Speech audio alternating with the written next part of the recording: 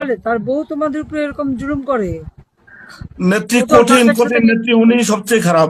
না, তাহলে তোর বাপের সাথে বেইমানি করো। ওর বাপ বর্ষাতুল্লাহ চৌধুরী না ভোলার, সে তো জি সবসময় আওয়ামী জি লীগই করছে। আমি আসার পরে তো জি আমার সাথেই ছিল।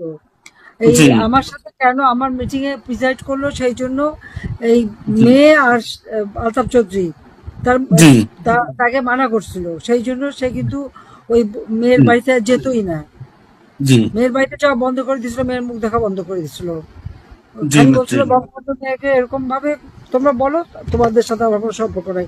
আর তার মেয়ে এই অসভ্যতা করে। জি নেত্রী, আর উনি তোমার বাবা সবচেয়ে খারাপ নেত্রী। কত অত্যাচার করছে। 2000 তো একে তো থাকতেও পারে নাই ঢাকায়, লালবাগে তাকে রাখার ব্যবস্থা করছিলাম তোমার বাবার মোকলেশ সাহেবের। আমাদের জি হাজি নেত্রী। সেলিমের বাসায় রেখে দিচ্ছিলাম, সেটা এই জি টাকা দিচ্ছিল। আপনি হাজী সেলিমের বাসায় রেখে দিয়েছিলেন।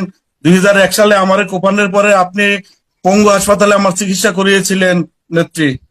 আমার তোমরা হাত পা করলে ওরা কি, কেটে ওরা দিয়েছিল। এইরকম করছে? ওদের ওদের বাড়িঘর নাই?